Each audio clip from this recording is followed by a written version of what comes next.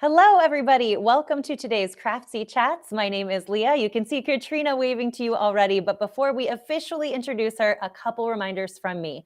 We love to interact with you, and this is a Q&A, essentially. All the questions that you have for Katrina, we would love to ask in the time that we have. So I want to draw your attention to the chat box that's going to be below your video viewer or the chat on Facebook or YouTube. You can use any of those depending on where you're viewing from to drop in your questions, even just some hellos and comments. Let us know the projects that you're working on. And of course, we like to crowdsource as well. So if you have anything you'd like to add during today's Craftsy Chats, that's where you're going to put it.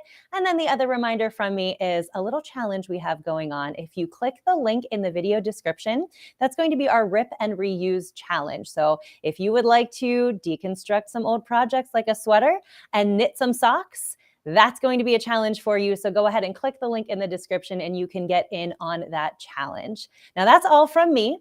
I will be here to ask your questions to Katrina, but other than that, it's all about Katrina. So Katrina, hello and a welcome. I'd love for you to start by telling us a little bit about yourself and what you've been up to recently. Oh my goodness, so much stuff. But I am Katrina Walker. I'm based in Spokane, Washington, and I am, of course, a Craftsy instructor. And these days, of course, I do a ton of teaching online. So there's a lot of virtual shows coming up. I have a lot of classes that are on my calendar through my own website at katrinawalker.com. Tomorrow morning, actually, I have a Facebook Live for the National Sewing Circle. We're going to be doing, it's like the ultimate instant gratification project. It's the quick one seam knit skirt. I mean, basically just boom, one and done. It's really fast. So I'll be, in, like 5 minutes or less showing you how you can whip a skirt up. It's kind of make it today, wear it tonight kind of thing. My version's actually going to be made out of I have this really cool, it's a wool blend, like heavy double knit. So I'm actually going to be making one that pull on over, say, my tights or my long johns after skiing, just to have a little extra warmth.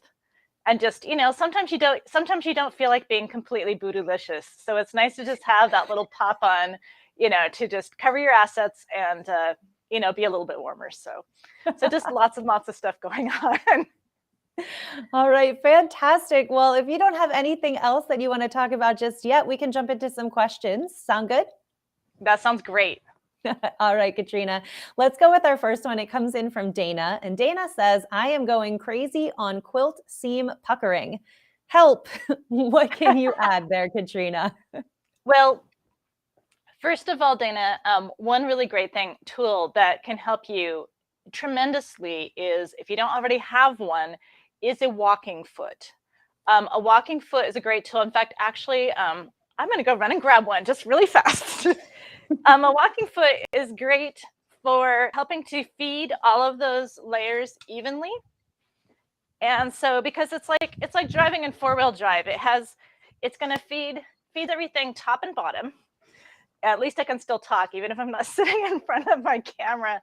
But here, let me put up on the detail here. So this is a walking foot. And so this little attachment, so this part screws onto the post of your machine. This hooks onto where the needle screw is. And basically what happens is, as you sew, the needle bar goes up and down, and it drives the little gears here that helps move your fabric top and bottom. So that can really, really help keep those seams from creeping. And it doesn't matter whether you're doing quilts or garments or what. I'm predominantly a sewer, but I do also work in the quilting world. So that's a huge help. Another thing you can use, this may seem like cheating, but you can use a glue stick, a washable glue stick. Elmer's is my favorite, I have to say. I wish I had some kind of kickback from Elmer's for all the glue sticks I've sold over the years. But in all seriousness, you can just take a little, don't put on it like a 1/4 inch thick or anything, but you can put just a little thin smear in your seam allowance, and you can glue those suckers together, and it washes out. If you're careful to only put it in the seam allowance, then it usually doesn't interfere if you have, other places where the seams need to intersect. It's also not so strong that you can't just give it a little shot of steam and loosen it back up again. So there's a couple tips. Number one, just everyone needs, I'm not sure why I'm not in focus anymore, but everyone needs a a walking foot. This one has different feet that you can put on it, not just the regular one. An alternative to a walking foot is, now the machine that I sew on, ooh, it's upside down. This is a FOF, and so it has what's called a built-in dual feed. And so this is actually a powered, motorized feed dog on the top. And so that's another thing you can use if you don't have a walking foot. But that assumes you have a machine that actually has dual feed.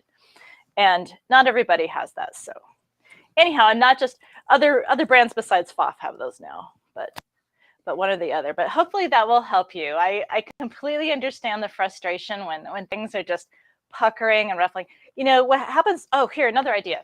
So another thing you can do to help keep that, because sometimes what's happening is that when people are cutting pieces for quilting, they don't always, you know, in garments, we're always worried about grain, things being cut on grain, they're hanging on the grain, etc.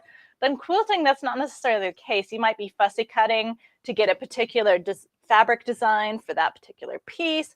So you have no idea where the grain lines are going to end up. So what can happen is sometimes one of those pieces, or maybe both, are actually on what we call the bias, which is diagonal, and it can stretch. So that's another thing. So another way to combat that is to starch your fabric. So if I'm working with a fabric that's really tricky, it's going to tend to stretch, it's on the bias, I usually get out a can of spray starch. You can buy it at the grocery store. There are brands that I actually prefer, like Terrial Magic or Perfect Sew. But in a pinch, heavy duty Niagara from the grocery store works too. And you just starch it, give it a good pressing, and that will also help to keep it behaving properly. So I'm all about taming my fabric. So absolutely. Well, before we get to our next question, a quick hello to a couple people that just dropped hi in the chat. So hi to Ray, hi to Cindy, hi to Mar, and Dana's in there as well. We've got a couple thumbs up for the walking foot. Kathy loves hers. Cindy looks like you've talked her into needing one of those. So good stuff all around with the walking foot. For anybody just joining us, we're here with Katrina Walker. You can ask questions all throughout the hour, and she's going to have answers for you. So that being said, we're jumping into our next one right now, and this comes from Carol. So Carol wants to know, what is the easiest way to make a cowl neck? I'm not understanding my pattern. What do you think? Oh, that's an excellent question. Yeah, the challenge with a cowl neck is that the way the pattern is drafted, the pattern has to be drafted so that there's all that fabric in front that, of course, hangs down, which means that your shoulders look like they're about 4 feet apart. Sorry, yeah, I have to hog the screen. So your shoulder seams look like they're about 4 feet apart. But then when you actually sew the shoulder seams together, then, you know, because the back of your pattern is, of course, the neckline is only, you know, yay long, sorry, then that pulls it together, and all of that excess fabric that looked like it was one absolutely ginormous neckline does fall into place and drape. So that may be why the pattern is just kind of looks completely mind-boggling, is because of the way that in pattern making, the way that we have to draft those in order to sew them. I hope that makes some sense. Another thing you really have to watch is, again, you know, your grain, check, you know, your pattern, make sure your grain lines, if it's a knit, of course, it's not quite the same as a woven. There are some patterns that will actually have a like a stay or an underline that the top is tacked to or is stitched in there, hold everything in place so that it drapes nicely, but you still get the cowl neck. It's a cowl neck that behaves itself because it's basically been held in place. So, you know, without seeing your specific pattern, it's a little challenging for me, but I hope that what I explained is at least somewhat helpful. That pattern is going to look really weird. Now, one thing you can do, if the challenge with your cowl neck is that it's hanging too low when you do your tissue fitting, let me see if I can draw this out. So here you have, like I said, this cowl neck. It might look like this huge, long gap between your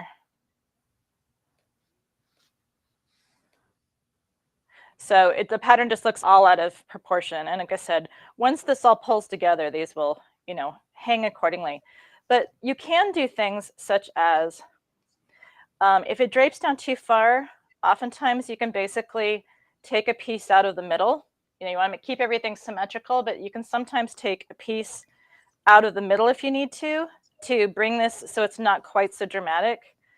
I love erasable pens. And then another thing you can do is sometimes you can fill in the gap a little bit. You can raise that neckline a bit if it's hanging down too far. But I know it is confusing when basically the back of your pattern, come on, pen, we're just saying nice things about you. When your back of pattern looks like this and the front of the pattern looks like this, that is kind of confusing. But again, we need that extra length in here so that, when it's sewn, or it might, actually the side seams probably come down more like this. But anyhow, that's just to accommodate all that. Or actually, well, so there's that type of cowl neck. Now, if you're talking about a funnel neck, that's something different. But if you're talking about a draped cowl neck, then that's what I've been jabbering on about. Okay, so hopefully I was answering the right question. One of the challenges here is it's always the way my brain works. It's like there's 3 different ways we can go with this. Hopefully I'll hit the target. So I'll do my best. Well, the good news is that there's always multiple viewers that have similar questions. So I'm sure you're answering for many people out there. And of course, Carol, if there's something more specific that you want to hear Katrina talk about, we can always revisit this. So just drop a continuation in the chat box and I'll make sure we jump back. Now, Katrina, you gave us a shot of your machine earlier, and Khadijah wants to know what kind of machine you have. Do you want to talk about that? Oh, sure. I'm more than happy to. Now, I mean, full disclosure, I'm a brand ambassador and national educator for FOF machines. So full disclosure, I'm happy to give you a tour of my gorgeous, sorry about my hand in the way. So this is my FOF Performance Icon. This is the top of the line. This one doesn't do embroidery. It has a big system and embroidery. But this is the Performance Icon I absolutely adore with the heat of 1,000 suns. It's just so amazing. It's super, super bright, which is hard on the camera, but I love it. Check this out. Okay, this is one of my favorite things. So this is a needle threader. So if I just pull the thread up like this and then push a button, it's going to thread it for me. Like, how freaking awesome is that? It's like the best thing ever. Now I'm in the point where even though I've been threading needles using a mechanical, manual threader for years, now I'm like, what do I do? Because I'm used to the machine doing it for me now. But it's really an awesome machine. The screen is basically like an iPad. You can see it even says that it's mine. It automatically updates itself. It's Wi-Fi enabled. The embroidery version of it will even text me when it needs another color of thread. So I can be out feeding my sheep and my machine will text me and say, oh, by the way, your embroidery's done. Or it will say, yeah, your thread's done. And then the newest machine, which I have not got my hands on yet, even has voice commands. So you can ask it questions. Yeah, it has Alexa enabled. So it's really crazy, yeah, it's an amazing world out there when it comes to sewing machines and just all the like billions of stitches they do. And, it's unreal. I am extremely spoiled. I love, love, love my machines, which is why I work for a sewing machine company. So I basically work for machines. That's basically, my compensation is having a room full of awesome machines. Not a bad trade-off, I would say. No. So forgive me for gushing, but it's just, I love it. That's exactly what we wanted. We want you to gush about that. All right. Even Monique, the color is perfect. The color is even perfect for my studio. So, that's the best. All right, let's go to Monique next. Monique says, hi and Happy New Year. And do you have any tips or suggestions on faster sewing? I'd like to get through more items sewn this year so that I can work through multiple sews of the same pattern. I hope that makes sense. Thank you in advance for your answer, Katrina. That makes total sense. Yes, faster sewing. It's funny because I always think I'm really slow. And then, of course, I work with other people and I realize, no, I'm a lot faster than I think I am. One reason I sew faster than a lot of people is I don't pin much. I use pins exactly where they're needed. like oftentimes the beginning and end of a seam, or, you know, obviously if I'm putting it, I mean, I will put in a sleeve with 3 pins, just to give you an idea. I have 1 pin at the sleeve intersection where the sleeve meets the shoulder seam where it intersects, 1 there, so I know how much to ease in. I'll have a pin at the start of the ease on one side and another pin at the end of the ease on the other side. 3 pins, 1 sleeve. And I use my feed dogs. To actually ease in the sleeve head. So I think just in a very, very quickest way to speed up your sewing is to learn to sew with fewer pins. Now, I have friends who are professional pin the heck out of everything. So it's not for everyone, but for me, that's a huge time saver. And I'm used to handling my fabric. I mentioned glue stick. Use those tools that speed things up. If you need to, like if something's kind of slippery and it's washable, you need to be able to make sure that your project is washable to use this. But, you know, a little glue stick, hold it all together, keep those plaids aligned, everything, use your walking feet, etc. That can speed things up as well. Because usually it's not so much the sewing, it's the mistakes we make. Sometimes make it really slow. You know, I have another tip is to remember to quit while you're ahead. If you start getting tired, you start to reach what I call for myself. I'm not calling any of you this, but I call it the stupid stage. So when I reach what I call the stupid stage for myself, I quit. It doesn't matter how tight that deadline is. Even if I just have to go take a nap for a couple hours, and get up in the middle of the night, it's once I reach that stage, I've learned to quit, because inevitably I'll make a mistake that will take 3 times as long to get done. Let's see, another technique. I use a rotary cutter to cut things out. As you've said, once you have a pattern that you really like, that you have fitted really well, and you know how to work with it, how to tweak it, that speeds things up. I don't usually have that luxury. I'm usually making a one-off every single time, which takes forever, especially sometimes I don't even have instructions. I have to come up with a pattern and figure out how to put it together. Let's see, what else? What about having the right tools? Oh, go ahead. No, I was just gonna say tools. I see someone says, yes, I know that stage. But like even little things like when you have to fold, like create a fold, use a ruler and use a Hera marker to create a crease or a mark. This is a really old tool. It's called, Hera means spatula in Japanese. Okay, and so because it's kind of shaped like a spatula, kimono makers been using these for hundreds of years, maybe thousands, I don't know. But they're just, you can get them at Joann, you know, whatever. This is kind of gimmicky, but it's a fabric folding pin. But things like that also that help you turn up your hems faster, etc. So use your tools. Tricky fabrics, like I said, I starch them. If I'm sewing a really light tissue jersey, so knits that are really stretchy and nasty, if I'm sewing with silk chiffon, which I do quite a bit, I starch it all first and do all my cutting and sewing and everything with the fabric starched. And then when I'm done, I wash it out and it goes back to being soft and slinky and all those things that we bought it for, right? So. Okay. I wanted to add on to Katrina. I was wondering if you would talk about any prep that can be done to speed up. So is there prep that's worth taking the time to do because it could speed you up later on in the process? Well, absolutely. As I said, you know, obviously if you try to use the same pattern, you know, learn some pattern hacking techniques or use different seam techniques to make the same thing look fresh over and over again. That of course speeds it up. Like I said, using a rotary cutter instead of shears, for some people, myself included, that's faster. The starching thing may take a little bit more time in advance, but when it comes to actually cutting and handling and pinning and sewing, you're not fighting with it, so it goes really fast. Also, your work area is really important.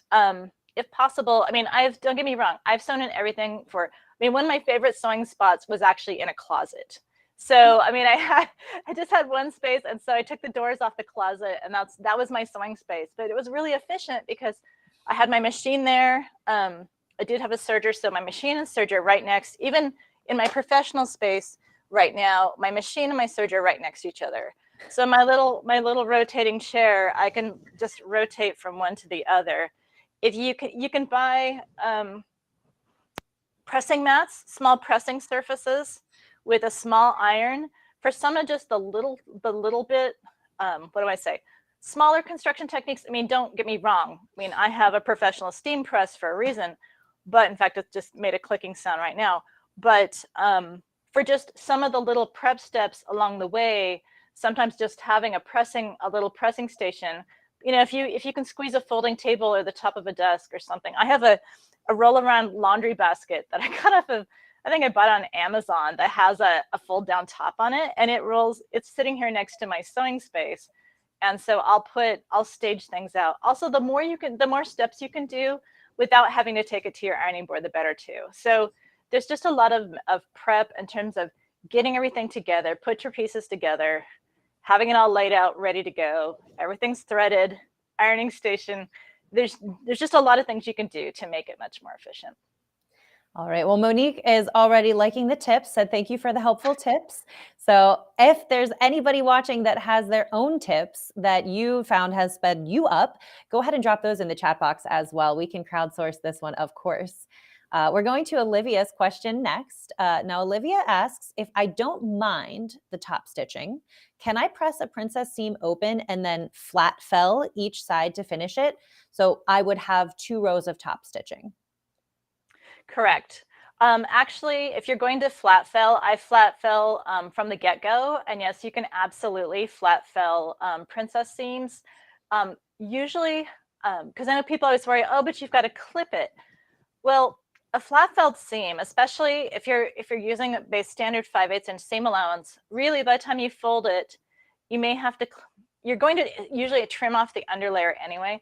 And by the time you fold it, unless it's a really extreme princess, you usually can get it to ease around. You need to do a test. Okay, here's the secret to doing a flat fell.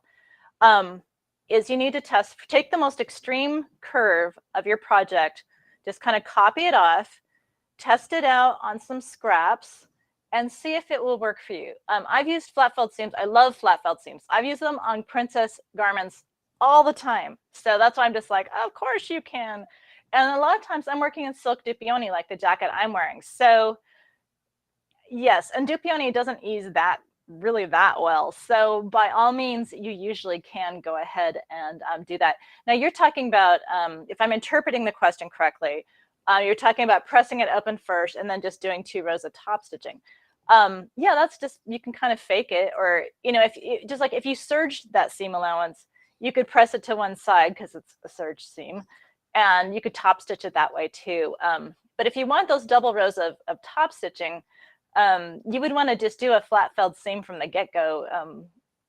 And yeah, and so you would be turning the edges under. You wouldn't be pressing it open anyway. You would press them to one side, trim the underlayer, and wrap the upper layer around the inside. It's a sandwich. So, or here we go. Here's the Katrina Walker physical demonstration of a flat felled seam. So you're going to sew your seams to your seam, and of course, normally with a flat felled seam, it's on the outside, so you sew it wrong sides together. Okay, that's the first thing you have to do, is sew it wrong sides together. The whole point of a flat felled seam is to have your garment smooth on the inside. I finally figured this out after years by, I basically grew up in the saddle. Okay, and so I've spent a lot of time sitting on the back of a horse for hours and hours on end. And it finally dawned on me why a lot of riding clothes have, or even jeans, have flat felled seams on especially the inside seam. And that is so that there's no seam allowance on the inside of your leg rubbing against your leg all day long, which would be really uncomfortable after a few hours. So that's why flat felled seams are normally on the outside of the garment. That's why they're great even for kids' clothes. They're strong and they're smooth and non-irritating on the inside.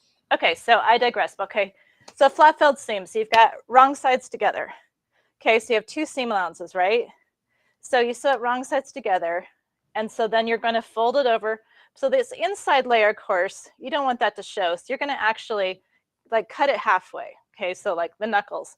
And then of course the other layer wraps around it. So it's kind of, let's see if I can get this on camera. So flat felled seems kind of like this in terms of the layers are kind of wrapped around each other when everything is said and done. But anyhow, I know that was kind of roundabout and possibly even slightly vague, but I hope I answered your question.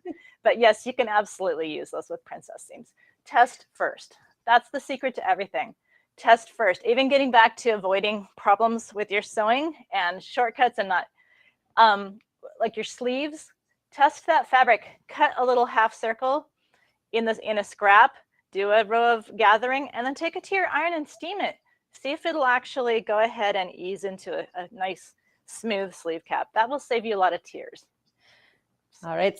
Sounds good. A few hellos before we get to our next question. We have a wide range of people viewing. So we have to say hello to Gloria in South Africa and Connie in Tennessee. So hello and welcome to all of you out there. If you want to drop a hi into the chat box, you don't have to have a question for Katrina. We do love to see where everyone's viewing from. But we are going to be questioning Katrina as long as we have time here today. So we're going to jump into our next question here.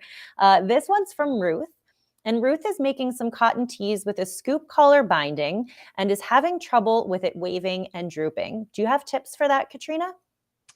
Yes. Well, going back to the whole starching thing, that's definitely a good and excellent candidate for starching. For some people, also doing a row of stay stitching. But stay stitching, it's kind of a mixed bag because stay stitching you can sometimes end up stretching it out while you're stay stitching. So I kind of go both ways on this whole stay stitching thing. Another thing you can do, let me go run and grab it real quick, is to use a lightweight fusible stay tape.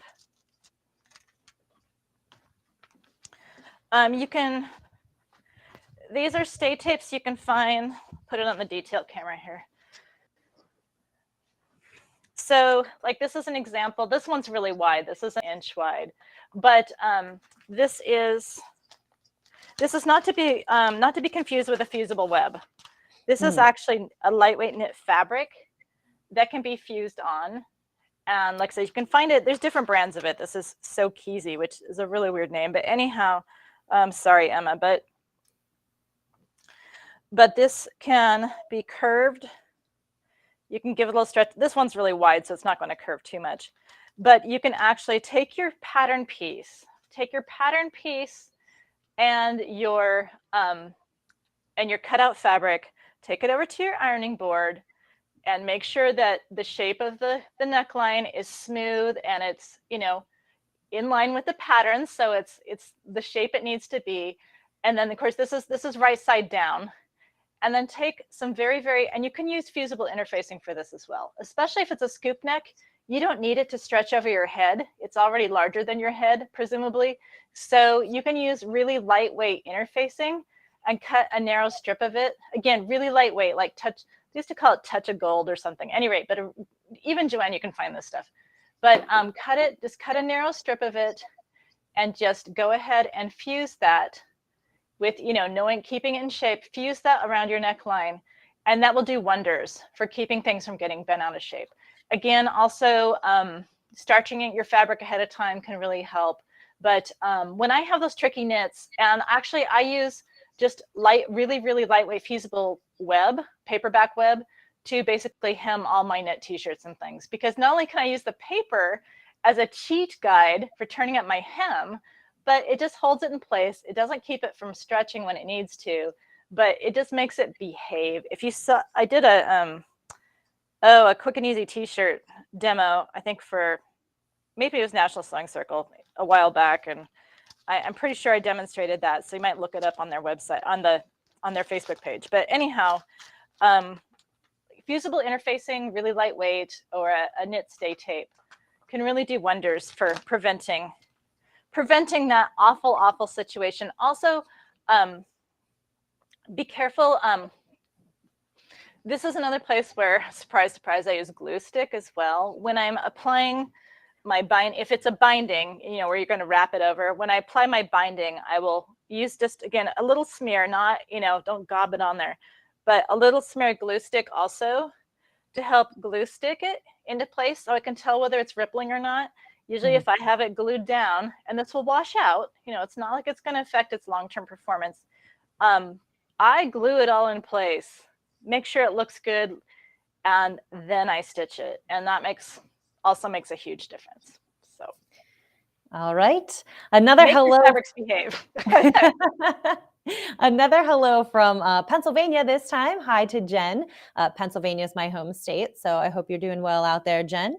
And more questions coming in. We are about halfway through our time together, so keep them coming. We've got time for more.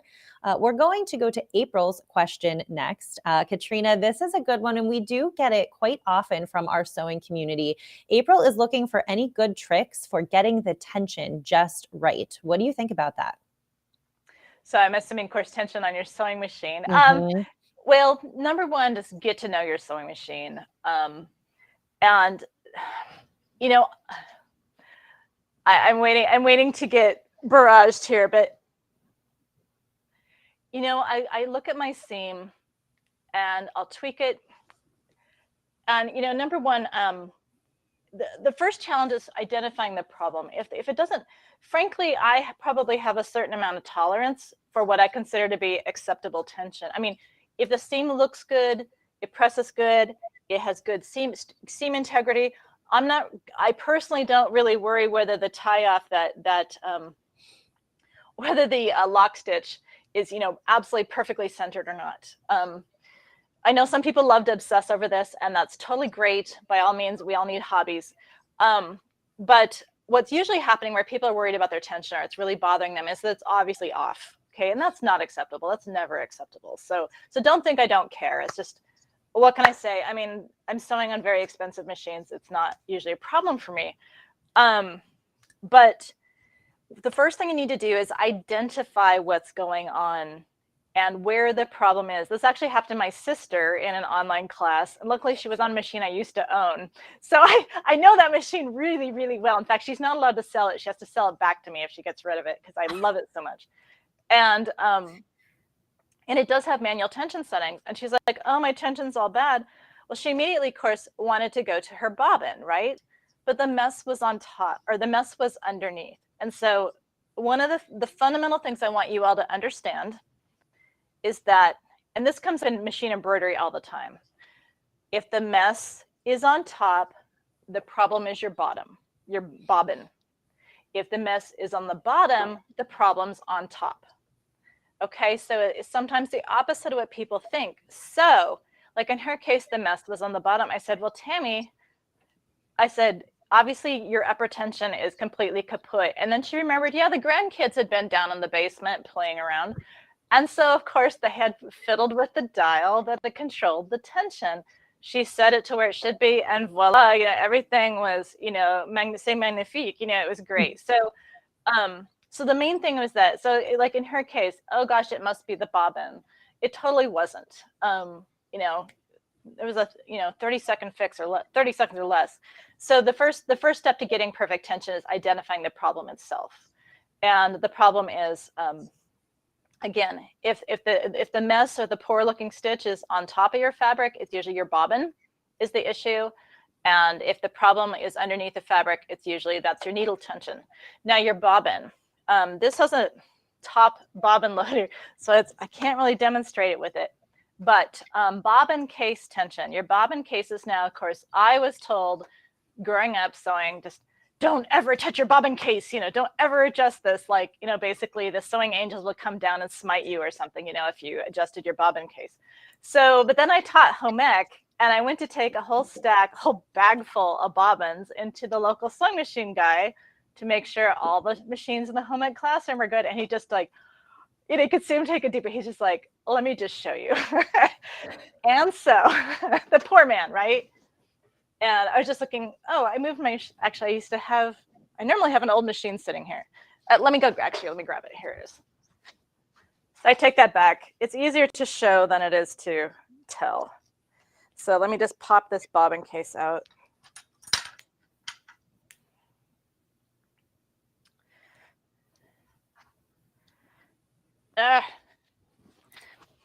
Okay. Well, first of all, so this is a machine from 1958. I know this because I actually have, oh, there is a tiny bit of thread. Oh, goody.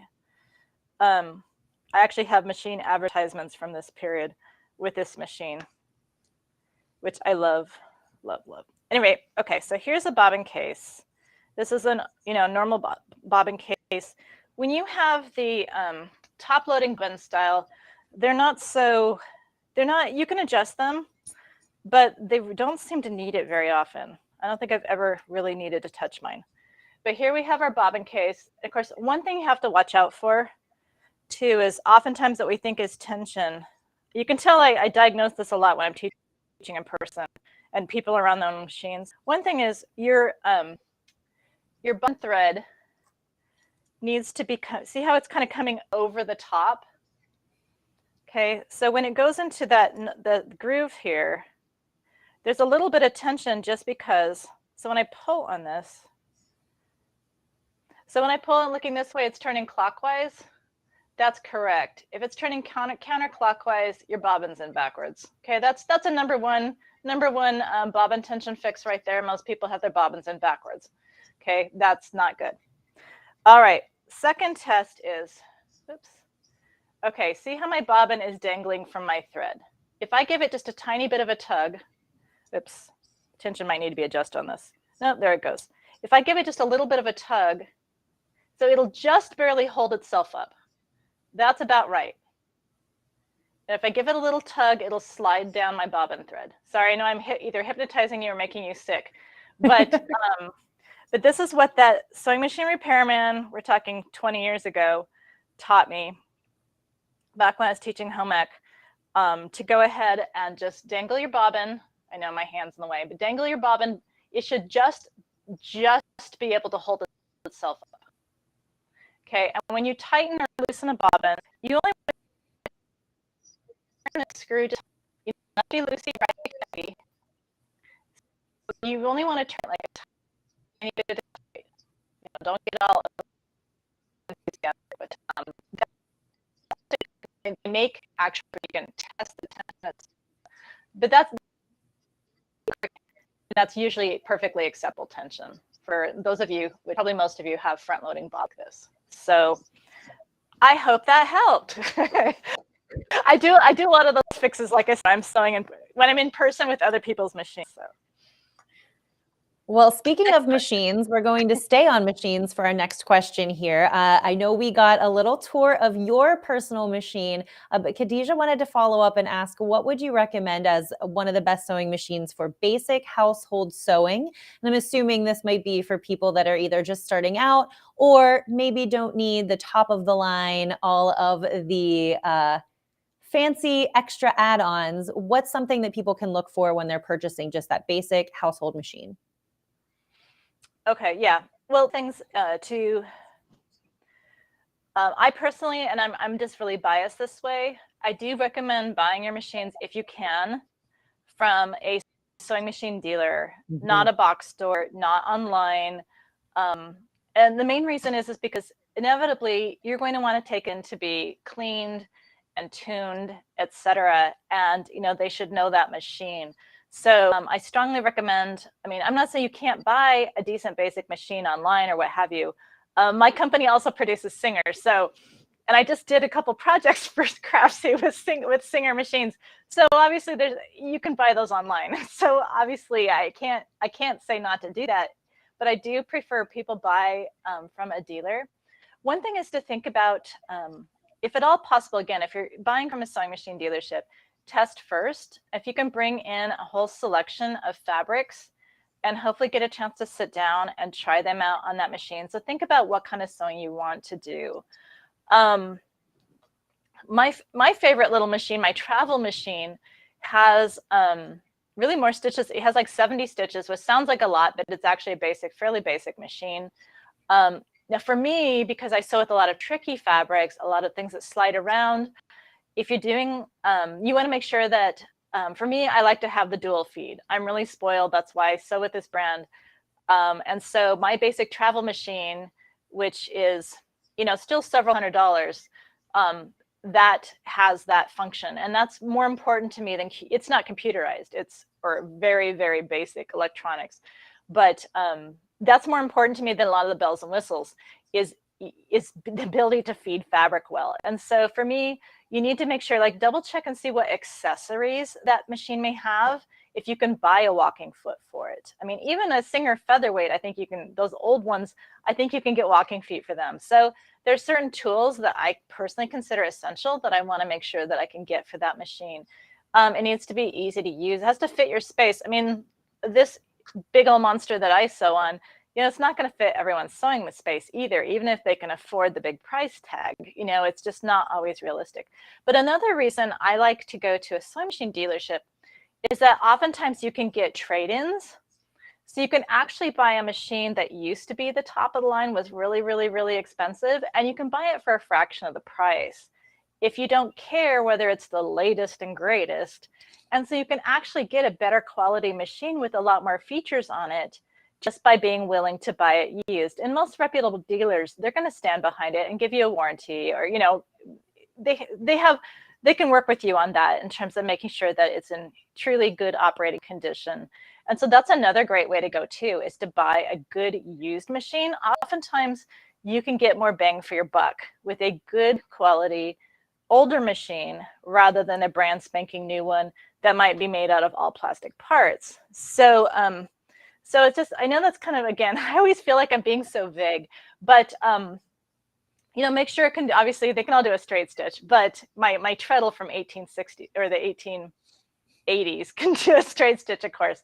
But, you know, of course, straight stitch, zigzag. The triple straight stitch is a really good stitch machine that your machine should have if you want to sew knit fabrics. You know, you can sew pretty much any knit with a zigzag, but the triple zigzag, where it goes stitch, stitch, stitch, stitch, stitch, stitch, instead of just stitch, stitch, stitch, stitch. That's a good idea to have. The reinforced straight stitch, where it goes back and forth, back and forth, back and forth, back and forth. That's a good stitch to have. So there's certain, as you can tell, it should have a blind hem stitch. It should have, it should be able to do a buttonhole. You know, how easy is it to do a buttonhole? And actually, that's one of the things I really love about the Singer machines, is the way they do buttonholes is really easy. And actually on that the Craftsy pillow project that I just did, I demonstrate how to do the buttonholes on that machine. So it's, because I really like it, it's easy to use. So think about how you want to use it. You know, it's not just a price point. I mean, I'm so, the quality of my machines is so important to me that when I bought my first top line machine, I worked a second job just to pay for my payments for that machine. It was that important. And then 3-4 years later, I won a national competition. And now I'm an educator for that company. So, you know, honestly, that machine changed my life. So you want the best quality you can afford. And I'm not saying go into debt to get a sewing machine, but I'm one of those people willing to do that because it was that important. That was, you know, something that was top priority for me. I didn't care what car I was driving, but I cared what I was sewing on. But definitely think about what you want to sew and make a list. And, you know, make a list of what stitches are important. I would definitely want to know what feet are available for it. You know, you can even just look on, like, you know, look on eBay and such. You know, it's just, there's a lot of options out there. But I personally prefer to go to a sewing machine dealership. And I hope that helps. You know, you know, even though I work for certain brands, you know, there's good machines made by every brand. And you just, if you get a chance to sit down with it, with a bunch of different pieces of fabric, and make sure you have a fresh needle. Okay, a dull needle can make the best machine look like it can't sew. Okay, so the needle really, really is important also. But, you know, take a good needle, or hopefully the dealership should have a good needle in it, but take a bunch of different fabrics, try different things, and, you know, see if it clicks with you. You know, we all sew with different brands because it's just like a car, you know, different brands just kind of click with us better. And so, you know, that's the thing to look for. So. Okay, we have about 15 minutes left. So if you're holding on to a question for Katrina, I have to tell you, you want to drop it into the chat box as soon as possible. We're going to get to as many as we can in the time that we have. Couple quick hellos. We've got Bonnie from Arizona, Letitia from New Zealand, and Pat from Wisconsin joining us as well. Awesome. Thank you for hopping in. We love to see you. And like I said, we'll get to as many of these questions that are left as possible. Our guest has a next one about a coat. So my coat has ripped right down the thread line. Is there any way to repair this that isn't too obvious? What do you think? Yeah, it's, my heart bleeds for you. Okay, that's the first thing I want to say is just, I'm so sorry. Yes, I'm so sorry. You know, in this instance, what I do is when it rips right down the stitching line, I mean, if you have enough wiggle room in that area to, you know, move the fabric over a little bit and take maybe a little bit deeper seam, that's one option. If that's not an option, basically what you want to do is get some fusible interfacing and basically push the edges together and fuse it all in place. Use that fusible interfacing on the inside as basically a patch. And that should reinforce the fabric enough. And if it's on both sides, you know, both sides of the seam, interface both sides, that at least gives you something to sew into. If you're repairing it by hand, just take those little catch stitches and just, again, take as small a bite as you can to pull it back together. So it depends on somewhat on how much room, how much wearing ease there is in the project. Sometimes you can take a deeper bite, but I'm guessing asking that's not an option. And so in that case, I will patch it on the wrong side with fusible interfacing and then go ahead and sew it back together. Best of luck. I hope that works for you. That's Yes. always so sad. Oh, here's a good question here. How can I learn to cut patterns properly? So all the way to the pattern stage. What do you think about that? Cut them properly. Now I have to think, it's like, do I cut them properly? You know, I have to accurately, I'm guessing is what you mean. Cutting them accurately. I'm a big fan of well, I should preface this with understand that I have to go through a lot of alterations before my patterns will actually fit me. Number one, I'm 5'10". Okay, patterns are not drafted for 5'10" women, or else they wouldn't fit the whole rest of you. And you know, various other things. So mine go through a big process. So by the time I'm all done with all of that, mine kind of looks like Franken pattern. And so oftentimes I'll go ahead and trace it off again. But I do like to go ahead and make sure my pattern is trimmed off. You know, I don't just stick down the tissue with like 5 inches of extra tissue, you know, on each side of the line. There's a lot of things, you know, I go ahead and trim them to size before I cut my fabric. Again, usually I'm using a rotary cutter. That's one reason and actually I have an electric rotary cutter that is really awesome, that it's not quite as easy. It's easy to be accurate, but it takes practice. Let's just put it that way. But I personally find I like to use a rotary cutter. I think it's easier to be accurate, especially if you're learning by using a rotary cutter. You will have to invest in a cutter and a mat, and you'll have to buy blades probably more often than you think you should. But to me, it's a worthwhile investment because I am not great with sewing shears. But I will show you another problem. Let me put you on the close-up here. I think I have a pair of shears handy. Or I did. Okay, there they are. Okay. So one big problem. So one thing you might notice about a pair of dressmaker shears is, do you see this bend in them? Now, the reason that bend is there is so that if you're cutting with shears, I'm going to have this at an angle so you can actually see what I'm doing. But one reason why people don't cut things accurately is because they're using shears and they're moving the fabric and the pattern around too much. Okay, the challenge with shears is that you're supposed to be keeping the bend is there because you're supposed to be keeping the blade of your shears in contact with the table or whatever at all times, and you're only moving the upper blade. The whole point is that you have to, and if you're going to be using shears, you do have to pin much more. Now I use rotary cutters, so I just use weights. And the blade just cuts straight up and down. But if you're going to be using shears, really, I think the biggest problem with accuracy becomes because people are disturbing the fabric too much with movement of the shears, and that causes that cutting line to be inaccurate, either too far out or too far in. And it's usually that's what's throwing off. And then your sewing isn't accurate because your cutting isn't accurate. So for me, that's why I use a rotary cutter, because I'm not the world's greatest person with shears. And I recognize my limitations. But when you use your shears, the proper way to use them is to try to make sure, and that's why you want shears with the biggest bend you can find, but try to make sure that blade stays consistent with the table. And already have your pattern trimmed so that you're not being thrown off by extra tissue on either side. And I think those two things will help a lot if you're cutting with shears. Otherwise, with a rotary cutter, make sure you have plenty of weights. Again, you know, make sure you're not shifting things around. And Check your grain lines. Don't be afraid to get out a ruler to make sure that that grain line marking really is in alignment with the grain and all that good stuff. Okay, let's get to a few more here. We'll start with Letitia. I was sewing a butterick pattern yesterday and struggled with some of the instructions. Might have got a little bit spoiled by the independence.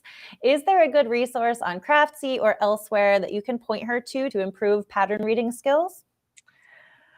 Oh boy, Letitia, to be perfectly honest, you know, I get paid to sew, right? I'm a sewing professional, and even I read through the instructions, look at the pictures, and even the independents half the time, I'm just like, I pretty much read them through several times. Like, okay, I think I know where they're going with these, and I pretty much toss the instructions.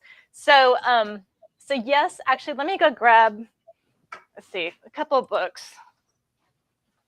I know, this is old school. It's actually, books and not actually online, but they maybe have an online version. But I'm a big fan of old school books. Well, this one's, I've got several, but let me just show you this one.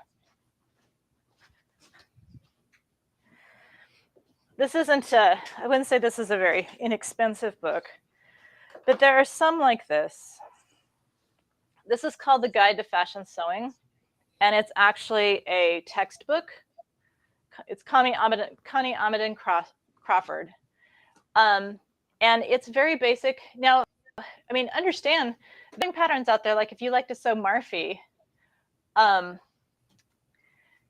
you want to sew Marfie patterns, for example, they don't have any instructions. They don't even have pictures. In fact, they don't even have a picture of what it's supposed to look like other than on the website when you buy it. But this is a book that gives you some just basic pointers on how a garment goes together, and like what order they go together, how to do different types of seaming, how to hem. It literally is just a guide to fashion sewing. And so this is relevant to no matter what you're working on.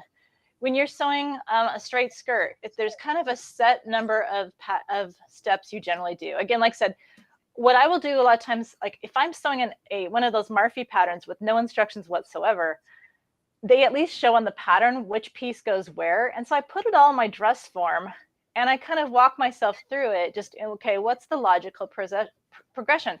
Usually you're going to put, like, say if it's a jacket, you put the body together, then you insert the sleeves, then you put the line, you hem it and put the lining in. I mean, there's certain logical orders. And this is if you're willing to make an investment, I would look online to see if you can get it used first. These are very expensive because they're college textbooks. But the Vogue sewing book, I believe, is also another really good one. It may have an electronic edition by now. I'm not sure. But I just find this to be a very good book. Like here's one, Attaching a Collar Without a Back Facing, and kind of walking you through the steps. And so this really can apply to any kind of sewing you're doing, and basically step-by-step instructions. So I personally think it's worth the investment, just to have a reputable guide. So I hope that helps. I completely understand. Like I said, I myself often, my neighbor comes over sometimes like, can you please interpret this for me? And I can completely see why she's confused, because yeah, it doesn't make a whole lot of sense to me either. And that's, as someone who has to write instructions for projects, believe me, it's something I think about a lot, is how could we do a better job of explaining this stuff? So I feel your pain. I hope I try to just go through with a logical. If you have an independent pattern that's kind of a similar type of garment, you might actually just be able to kind of use their instructions to do that pattern. It's not all written and stuff. The problem is that patterns, sometimes the pattern instructions are written by engineers, right? And so sometimes they even kind of, my understanding is they'll even kind of basically take, oh, they're doing this. So they literally take some instructions from something else and cut and paste them in there. So, don't feel bad. It's not you. Let's just put it that way. It's not you. So. All right. Well, we have left our few troubleshooting questions. We'll get to as many as we can. And the first one comes in from Bonnie. So Bonnie says, hello, I've been trying today to sew zigzag stitches on some spandex that I bought, and I can't for the life of me do it. I've used the manual wheel thing to observe what exactly is going on because it sews just fine on literally any other fabric I throw at it.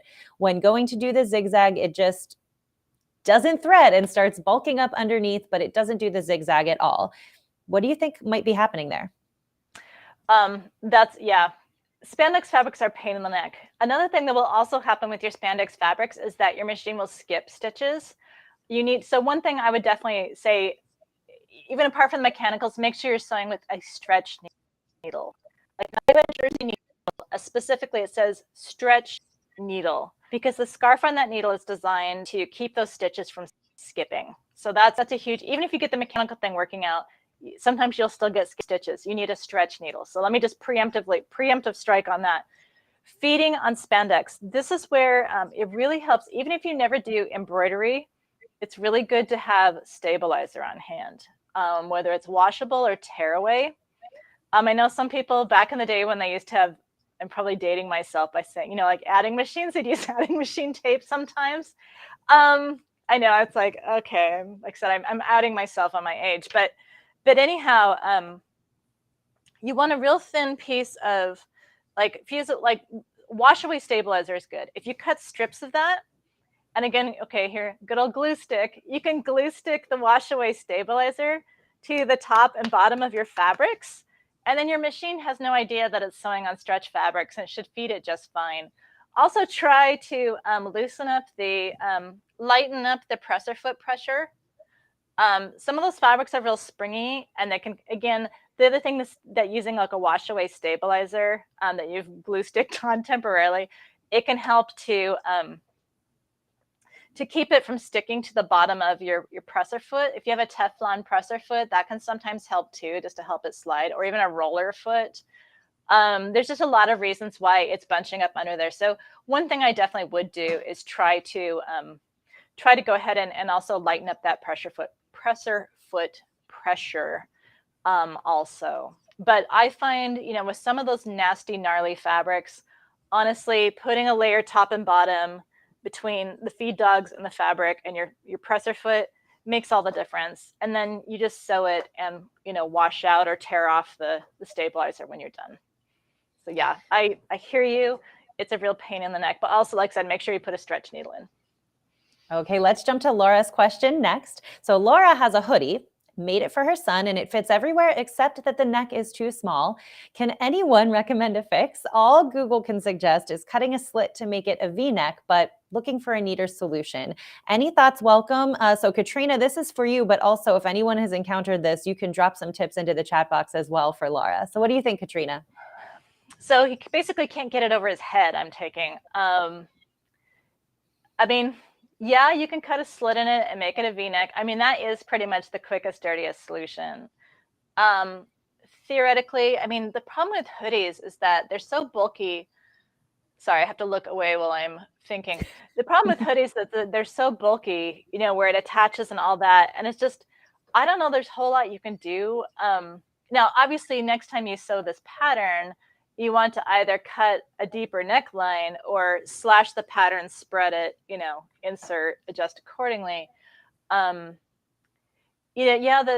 slasher V-neck is probably the easiest, fastest way to do it. You can, again, fuse some interfacing to the back side of it before you slash it, and then turn the edges in and stitch it. That's a little nicer, neater way to do it. You could also, theoretically cut a larger scoop into it. Yeah, that's a tough one.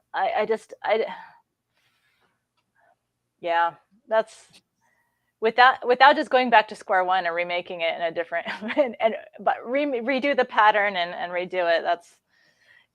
That's probably the easiest way to do it, is just slash it. Or like I said, just plain recut the scoop a little larger. That's the biggest challenge with knits, is if you're going to have anything even remotely close to a crew neck or a jewel neck, you really have to try those on during the fitting process. before you finish sewing them, because it's so easy to get a knit that just doesn't stretch as much as you think it does or as much as it should. I think that's why I'm such a fan of scoop necks, because I rarely have the dreaded, I mean, I almost never sew turtlenecks unless I know that fabric stretches like crazy, because inevitably you end up sewing yourself a turtleneck that you're like, yeah, I have a big head, so it's a problem. All right, I know we're about to hop over time, but we have just one question left in the box and I want to get to it, and it's from Angus. So Angus says, do you have any tips for gaping with invisible zippers after I've already sewn them in?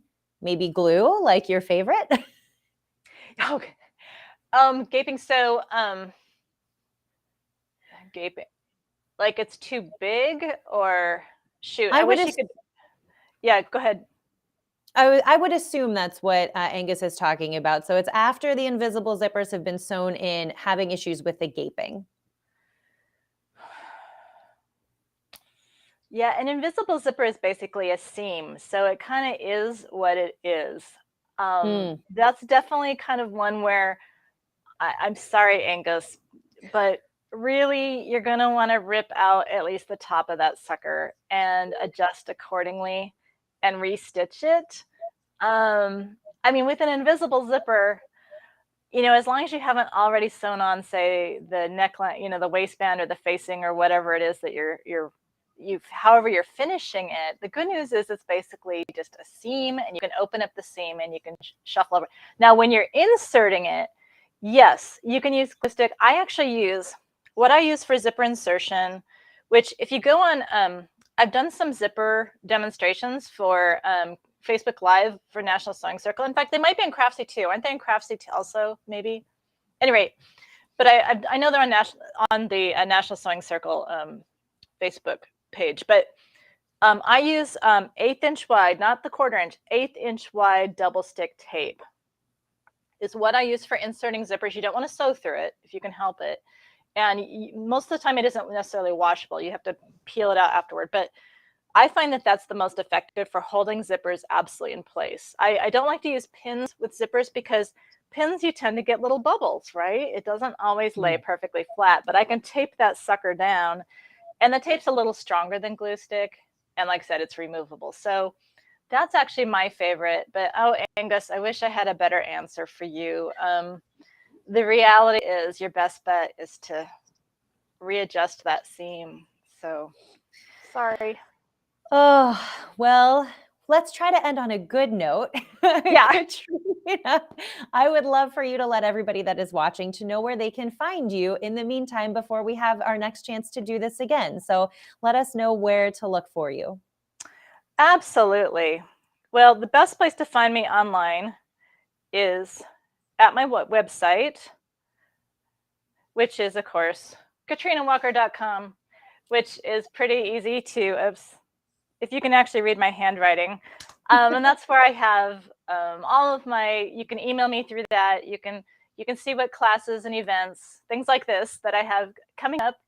There's links to all of that stuff there under my classes page, all that good stuff. So really that's the best way to find me. And then if you like, you have a yarn contest coming up, or knitting emphasis, I also have sheep. I am the shepherdess of the spoiled sheep flock.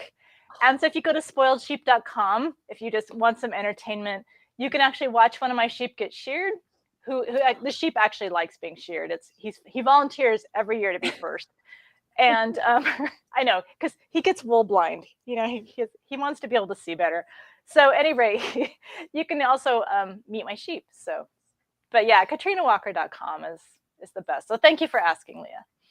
Of course, I want to make sure everyone can find you. And I know you've mentioned you're on Craftsy and you're on the National Sewing Circle as well. So keep an eye on those two spots for more Katrina.